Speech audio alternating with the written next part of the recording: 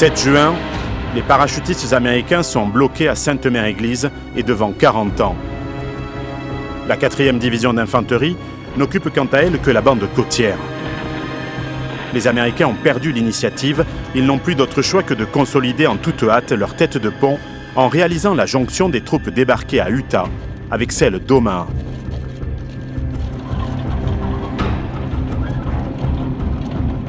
L'attaque directe depuis Utah jusqu'à Cherbourg s'avère donc impossible.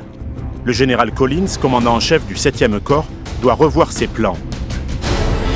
Les Américains devront atteindre la hauteur au nord de Montebourg avant de s'étaler du Ham à Kinneyville. Ils auront pour mission, par la suite, de franchir les rivières de la Douve et du Merderet pour percer vers l'ouest et couper la péninsule du Cotentin. Les défenseurs de Cherbourg seront alors isolés au nord. Petit problème, sur leur axe de progression se trouvent 2 batteries à Hazeville et Crisbeck. Leurs canons de 105 mm et 210 mm tirent encore sur la plage d'Utah où arrivent les renforts. Il va falloir les faire taire. À Hazeville, plus de 700 mètres de galeries, dont la moitié en souterrain bétonné, relient les casemates à différents abris, soutes, postes de défense et blocs de production électrique. Une garnison de 170 hommes, logés chez l'habitant, servait et défendait cet ensemble fortifié, commandé par le commandant Treiber et le lieutenant Katnick. Mathieu Delamotte est guide à la batterie d'Hazeville, dont il connaît les moindres recoins. Mathieu, la batterie d'Hazeville, comment se structure-t-elle et à quoi sert-elle ? Alors c'est un des premiers ouvrages du mur de l'Atlantique réalisés en France. Les Allemands sont arrivés ici en décembre 1941, les travaux ont commencé en janvier 1942. Donc c'est essentiellement 4 casemates avec dans chacune un canon de 105 mm d'origine française, récupéré par les Allemands après la défaite de la France en 1940.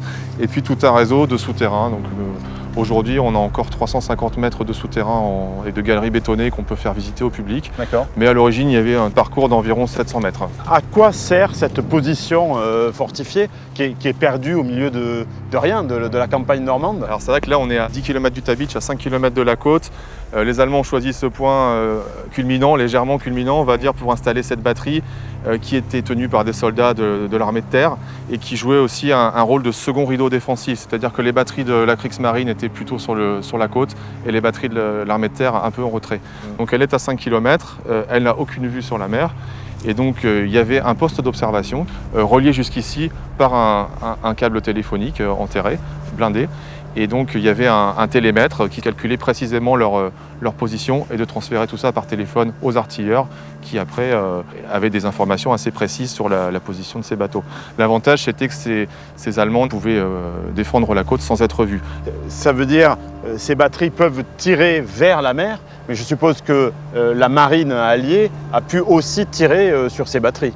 Oui, alors les bateaux alliés, notamment l'USS Nevada, qui était chargé de détruire cette batterie, ont eu quand même quelques soucis à la toucher parce qu'ils n'avaient aucune vue sur cette batterie. Mais il y en a quelques-uns qui ont réussi quand même à toucher cette batterie, sur les dizaines qui ont été envoyées. D'accord, donc il y a quand même des bunkers qui ont été impactés par ces obus. Mais on a cette casemate là qui est celle qui a reçu les 2 principaux tirs d'obus de l'USS Nevada. Donc un sur le côté au niveau d'un Tobruk et un qui est par hasard, par chance, réussi à rentrer dans cette chambre de tir. Il a rebondi sur le sol et il est ressorti de l'autre côté pour aller s'enterrer quelques mètres plus loin sans avoir explosé. Et on le voit là. Voilà. On peut aller le voir ? Oui. Je t'en prie. Allons-y. C'est toi mon guide. Hop. Tu connais le chemin. C'est quand même dingue. Et il est ressorti de l'autre côté ? Oui, voilà.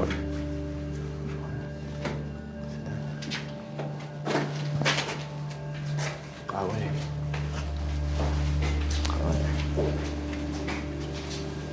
Donc ça, c'est sa trajectoire.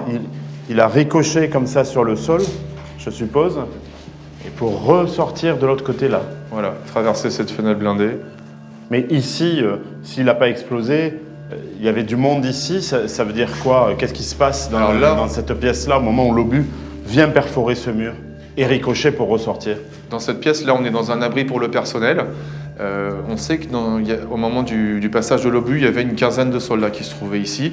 Alors on imagine que les portes blindées avaient été fermées pour protéger. Peut-être que ces soldats se sentaient à l'abri, mais là, ça leur a laissé aucune chance.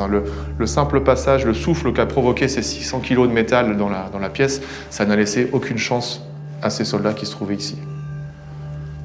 Et il est ressorti par là. Voilà, il a traversé une fenêtre blindée pour taper ensuite ce niveau-là, et puis ressortir quelques mètres plus loin sans avoir explosé et rester enterré ici pendant 50 ans.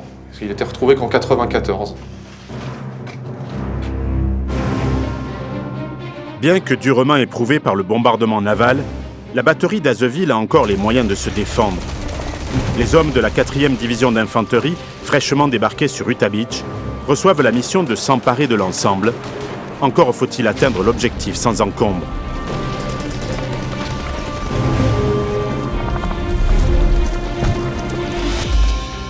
Frédéric Blais est passionné par la Seconde Guerre mondiale. Il a consacré plusieurs articles à la bataille de Normandie et notamment à la 9e division d'infanterie américaine. Fred, comment se passent les combats pour les hommes de la 4e juste après qu'ils rentrent dans les terres? Ils vont immédiatement rencontrer une forte opposition. Donc dans leur progression vers le nord, il y a le 8e régiment qui se trouve à gauche, le 12e au centre et le 22e qui lui est à droite. Donc les deux régiments de gauche réussissent à progresser, mais ils vont se retrouver stoppés net à Montebourg. Et pour le 22e qui lui longe la côte, il va rencontrer tout de suite de très grosses difficultés avec deux batteries qui vont lui résister, Azeville et Crisbec. C'est deux très gros points fortifiés qui ont été attaqués donc dès le 6 juin par la flotte, par les bombardiers, des groupes de parachutistes et qui tiennent toujours. Donc, le 7 et le 8, c'est le premier bataillon du 22e qui les attaque et qui va vraiment s'y casser les dents. Il va échouer dans son attaque et perdre la moitié de l'effectif. L'attaque va être reprise le lendemain par le 3e bataillon qui réussit à prendre Azeville mais qui échoue aussi devant Crisbec. Et finalement, donc, ils vont être relevés dans la nuit du 11 au 12 par le 39e régiment d'infanterie, donc de la 9e DI, qui vient juste de débarquer, qui vient les relever et qui reprend l'attaque.